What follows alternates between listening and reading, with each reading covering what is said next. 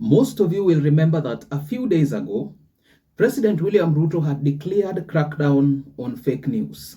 Skepticism must give way to confidence, and we must reject the deceptive embrace of disinformation and fake news. We encourage everyone, including our critics, to engage on the basis of facts and the truth. Despite that, things have graduated from bad to worse.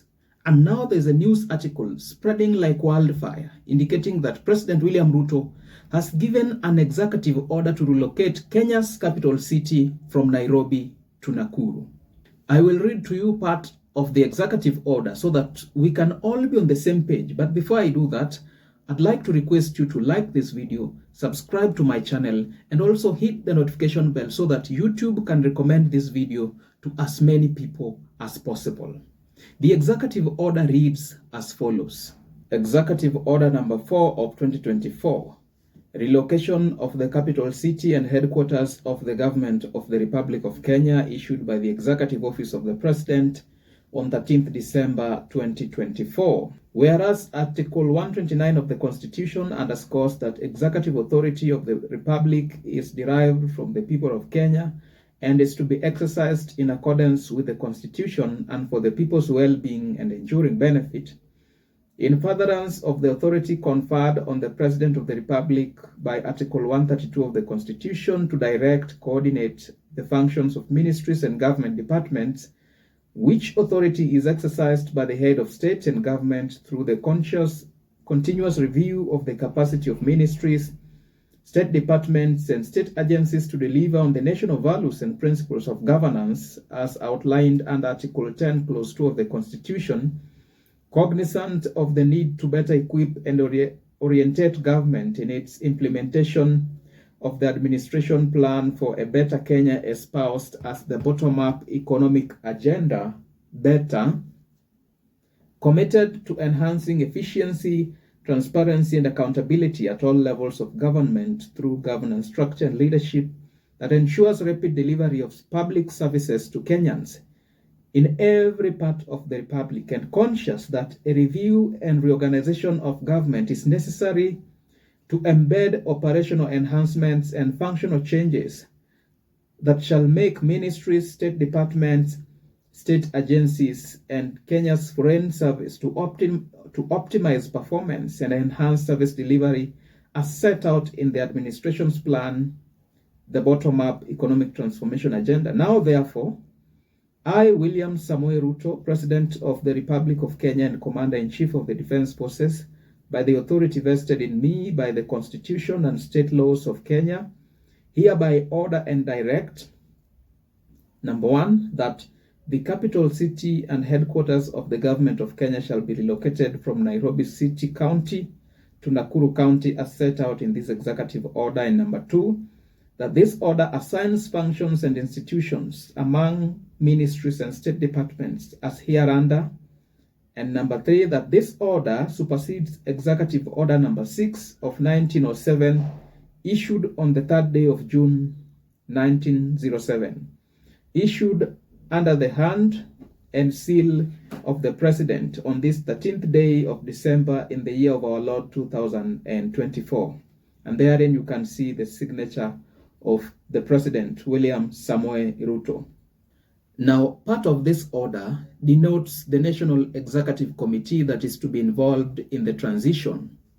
And in that committee, there are 17 names, including the DP Kithure Kindiki, Nakuru Governor Susan Kihika, Nairobi Governor Johnson Sakaja, Treasury CS John Bade, Sports CS Kipchumba Murkomen, Alice Wahome, Economics Advisor David Ndii, and many others, including the likes of Kasmuel Makoure and Dr. Fred Matiang'i. The executive order denotes that a transition committee has henceforth been established. Now, in this video, I want us to look into 5 reasons why the executive order to transfer the seat of the government from Nairobi to Nakuru is fake.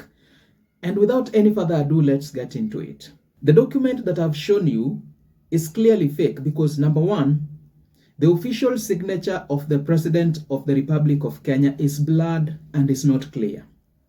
The president's signature in official documents is always as clear as possible. What you see here must have been a photograph, cropped and filtered, and implanted in the document to represent the head of state's official signature. A glaring difference will be observed if you compare this signature with the one appended on the document in which the president asserted that he would not sign the finance bill of 2024. Number 2, look at the National Executive Transition Task Force. I find it weird that the names of Dr. Fred Matiang'i and Kasmuel Makore appears in this list.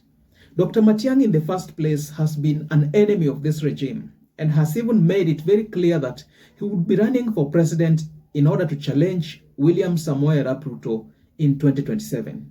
Again, there is no reason why Kasmuel Makore should appear in this list. Remember, he is just a baby who graduated from school the other day. Even the other 15 names do not make sense to me as we speak, and the combination is completely erroneous and reckless, thus proving clearly that this document is fake. Number 3, the font of the document is unprofessional and unofficial. I have gone through a few executive orders released by the William Ruto administration, and none appears like this one. Look at the first page of the order. Relocation of the capital city and headquarters of the government of the Republic of Kenya. This is clearly not the handwriting of the executive office of President William Samoei Arap Ruto. The title is in itself incomplete, and even the choice of words raises a lot of questions. Number 4, relocating the capital city of Kenya from Nairobi to anywhere else in the country is not this government's top priority. It would require an insane amount of money and logistics for the government to be able to do this. The William Ruto administration is struggling with the high cost of living, faulty health insurance scheme, the so-called SHA, that has now been dubbed Shauri Yako, erroneous education funding model, and other top-notch blunders and miscalculations that have made the government to be very unpopular in the recent days.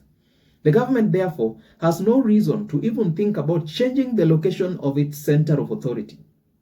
For this reason, the document that is spreading like wildfire on Twitter and other social media platforms is clearly fake.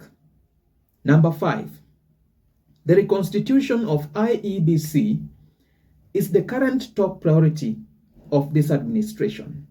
And therefore, it is reckless for somebody to even imagine that President Ruto would want to relocate the government headquarters from Nairobi at a time when even the Electoral Commission has not been reconstituted, as is by law established.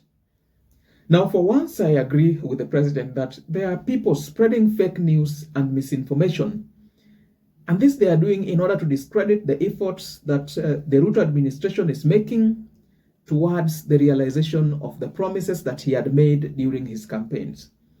On the flip side, there are also genuine merchants of civic education, the likes of Morara Kebasu, who are using social media to spread factual and valuable information that constructively criticizes President William Ruto and yet still educates the public on how their government is handling key public affairs. Alright guys, this is all that I had for you in this video. Ladies and gentlemen, at the end of the day, this is just but my opinion. Do let me know your thoughts and opinions in the comment section below. Don't forget to like, subscribe, and hit the notification bell for more informative content such as this.